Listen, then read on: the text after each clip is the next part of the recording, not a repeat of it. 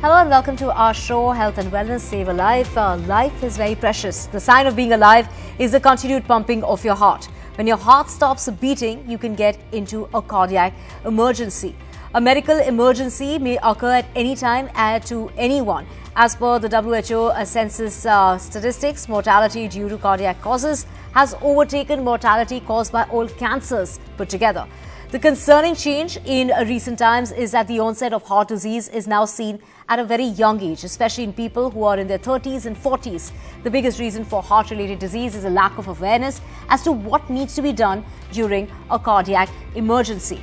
Every adult should know what conditions qualify as heart-related or medical emergencies, and the best one can do is to learn beforehand the actions required in case of a cardiac emergency. Life-saving techniques such as CPR give you the power to save a life, and it has been proven that bystander CPR improves the rate of survival by almost 15%. It's even more important if you have a loved one who has a history of cardiac disease or heart disease, as research reports that the majority of cardiac arrests occur at home. Save a Life is an initiative through which people will be made aware of the early signs and symptoms to look out for as far as a cardiac arrest is concerned, so that patients can get to a hospital in time and also be trained on giving CPR if the need arises. Today we have with us eminent cardiologists who can help you understand sudden cardiac death and the role of CPR to revive and save a life. Let me begin with Dr. Irana Hirapur, consultant interventional cardiologist, Gulbarga. This is Gulbarga Heart Foundation in Gulbarga.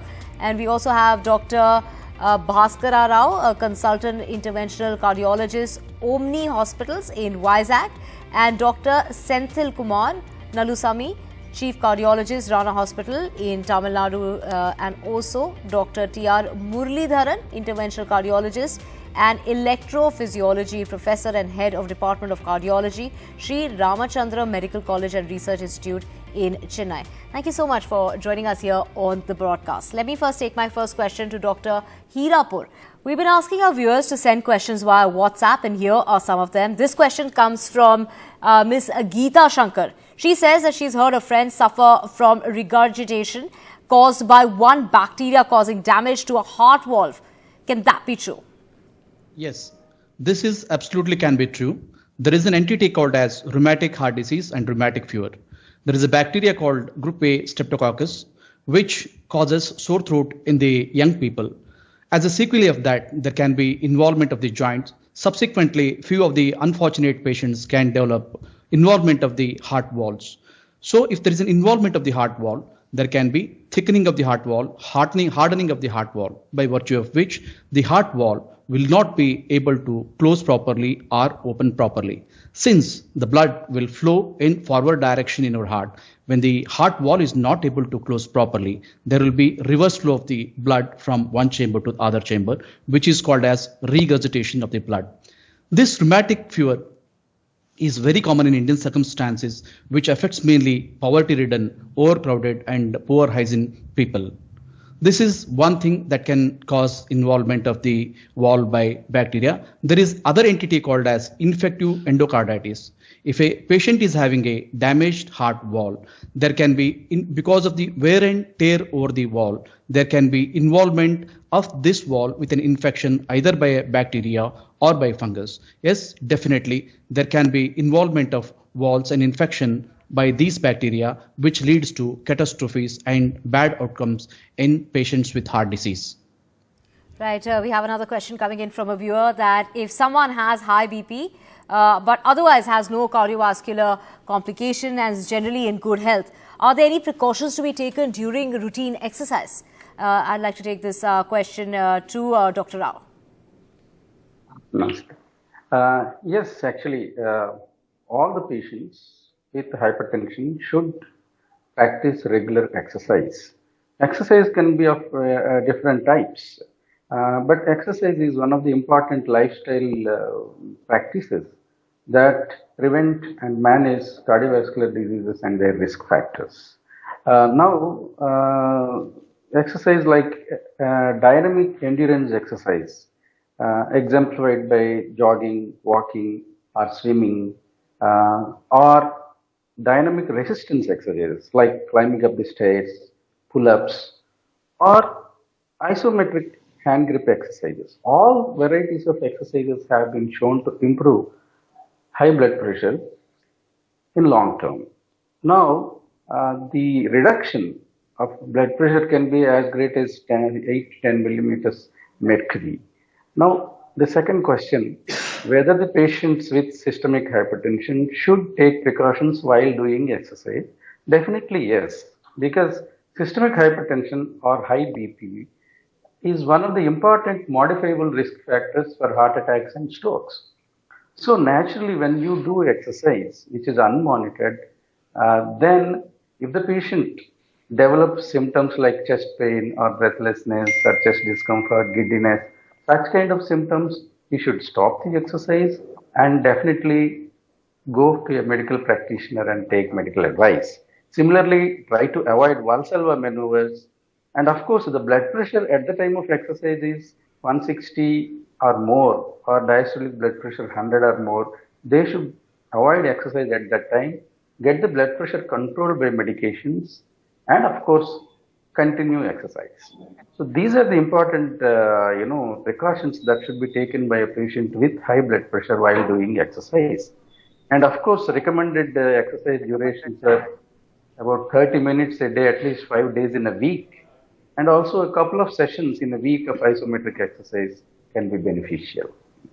Right. Let me take my next question to Dr. Senthil Kumar. This question has come in from Sri Ganganagar by Pratap Singh, asking that if a person feels a slight burning sensation in the chest while walking, that is taken to be an indication of a heart problem. But if the feeling gradually subsides, say over the course of a month or so, is that okay, doctor? There are three things which need to be addressed through this question. Very important question. In general, all chest pains are not due to heart. It can be due to ulcer, it can be due to muscle, or it can be due to bone. This is point number one. Point number two is, the question is very clear. The person develops a chest pain on exertion, on walking, on climbing stairs. Definitely, this should be addressed. This may be due to a heart problem. Third thing is, the medical terminology for this effort-related chest discomfort is called as effort angina.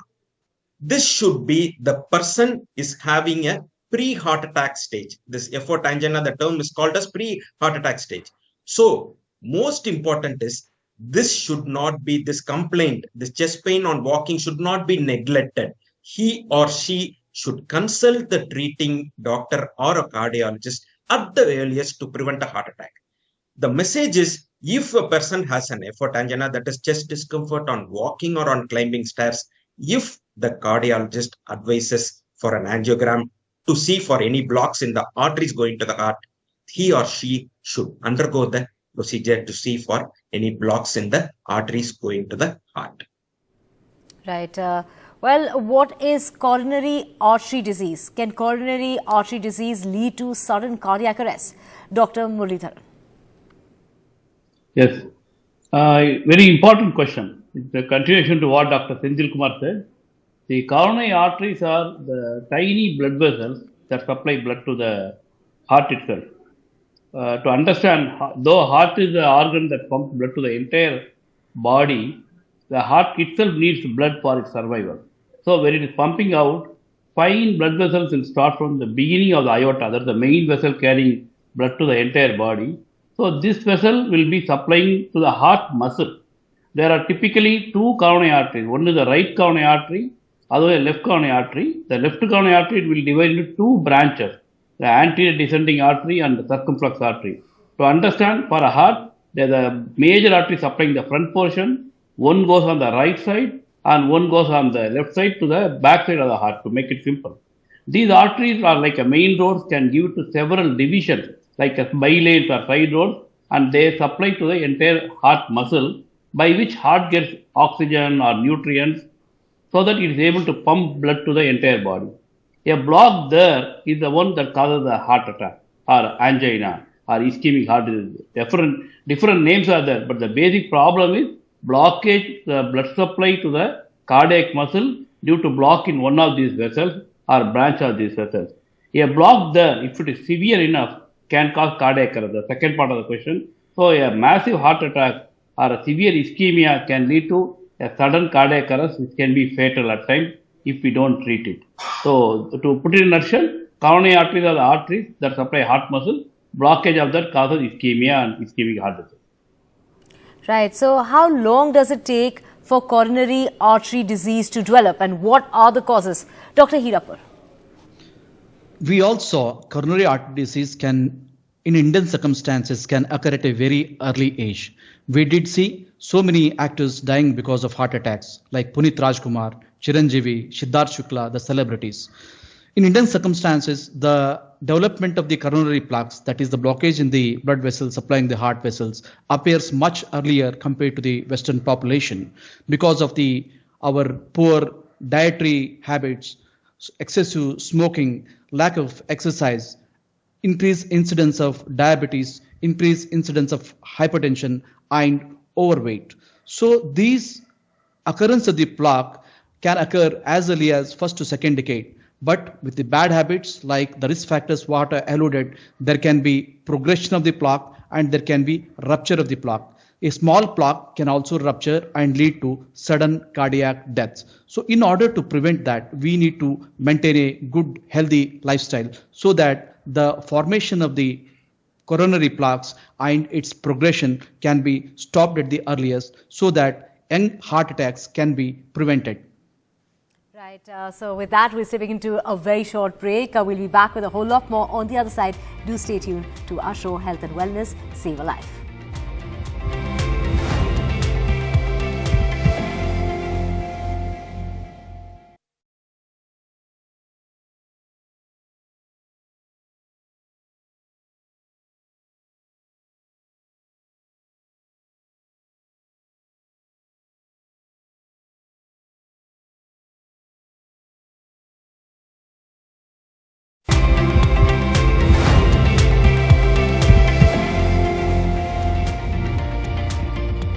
Welcome back to our show, Health and Wellness, Save a Life. We're talking about heart health. Let's find out, does heart failure mean immediate death? And can heart failure occur without knowing it? Dr. Rao. Yeah, nice question. Because, most of the times we heart attacks, that is coronary heart disease. Heart failure is a condition which is one of the most common causes of hospital admissions. And as you rightly said, it is associated with a very high rate of loss of life. That is, mortality is very high. In fact, the 5-year incidence of loss of life can be as great as 70% or more in some of these cases. But yes, the last 2-3 decades has seen great advancements with the discoveries of newer drugs and newer devices which can be used in the patients with heart failure, and they have clearly prolonged the quality of life and also the duration of the life also. So that is the loss of life has also come down with these kind of device therapies like CRTD and ICD and also newer drugs. So what is heart failure? So heart failure basically is due to an abnormal function of the muscles of the heart, which doesn't allow the heart to pump blood adequate to the requirements of the body tissues, and also there may be increased pressures in the chambers of the heart. So definitely heart failure is a condition which has high death rates, but the last 2-3 decades, I said, the developments, newer drugs have improved the outcome. But the second question is that can they be asymptomatic? They can have very non-specific symptoms like mild breathlessness or general weakness, palpitations. But some of the conditions which are associated with heart failure should be kept in mind, like patients with heart attacks, patients with valvular heart disease due to rheumatic heart disease, which was earlier described, and also patients with high blood pressure, diabetes mellitus, and some of the young ladies with pregnancy. So they are all prone to develop heart failure. So these are the patients who should get regular checkups done, look at the heart function so that they can take proper precautions. And at this instance, I would like to point out that one of the most common causes of heart failure with reduced heart function is heart attacks. So, the earlier we notice and treat heart attacks, the less will be the incidence of heart failure, which is always associated with sudden cardiac death and a high mortality. Right. Let me also take my next question to Dr. Senthil Kumar. How does heart failure cause a sudden cardiac death? Can we prevent it? Dr. Senthil Kumar. As Dr. Rao had highlighted, basically a heart failure patient has a reduced pumping capacity of the heart. When there is a reduced pumping capacity of the heart, that patient is prone for developing an erratic heart rhythm, what is called as an arrhythmia. So the point number one is this erratic heart rhythm can cause a sudden cardiac death. This is point number one. Point number two is all heart failure patients will not have an erratic heart rhythm and will not have a cardiac arrest. So which patients are prone for developing a cardiac arrest? Patient needs to be assessed. There is a simple test where you do a 24-hour ECG monitoring, which is called as Holter monitoring, and find out whether that person, he or she, is prone for developing a rhythm problem, which can cause a subsequent cardiac arrest. Third thing is coming to a second part of the question, whether this sudden cardiac arrest can be prevented. If he or she has been found that she is prone for developing this erratic heart rhythm, there are several medicines and there are high-end pacemakers like ICD, which can detect this erratic heart rhythm and give us shock from inside the body itself and prevent this cardiac arrest happening, and the erratic heart rhythm can be normalized to the regular heart rhythm. Right. Let me take my next question to Dr. Muralidharan. CPR can save a life, but how would a layperson know if he or she is doing the CPR with the right technique? What kind of results can one expect from CPR and in how much time? Doctor. Okay. See, the CPR part, it's a very, very important thing. In fact, more lives can be saved if we disseminate this information, like what we call cardiopulmonary resuscitation, wherein the rescuer, he can be a medical person or even a lay person. In fact, we want the knowledge should go to every person who knows, who are educated, who are uneducated. Anyone can get the training easily. You compress the chest. Usually the typical breastbone, the lower half, they have to make a compression at a speed of 100 times per minute. Intermittently or every 30 compression, they give a mouth-to-mouth breathing 2 times. These are all standard things. But what I would like to stress is, when you are a person to give an effective CPR, a little amount of training is needed, and the little amount of training can be imparted to anybody.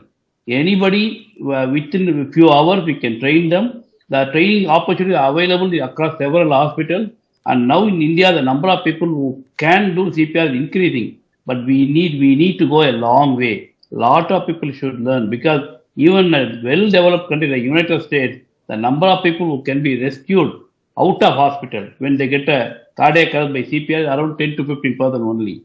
So we need to fight this major thing. But once we do, in a timely CPR, effective CPR, which can be easily acquired by simple training, can save a lot of lives in that way. And how long to continue is a good question, where you continue as long as the medical team arrives. So commonly when we say CPR, activate the emergency system. In our country, like Tamil Nadu, where 108 ambulance are going for the nearest hospital, calling for an emergency service, even police or fire can come for rescue with the medical team. But during this time, the continuous cardiopulmonary resuscitation in the form of compression of the chest with mouth-to-mouth breathing intermittently at a ratio of 30 times compression and 2 times mouth-to-mouth breathing is a recommended one, can be done. So what is needed is knowledge of CPR, able to give it till the medical support arrives at the site of it. We can save lives in time. Right. So lack of CPR awareness is a big health challenge in India. Please tell our viewers, why is it essential for people to learn CPR? Dr. Hirapur, if you could take that question.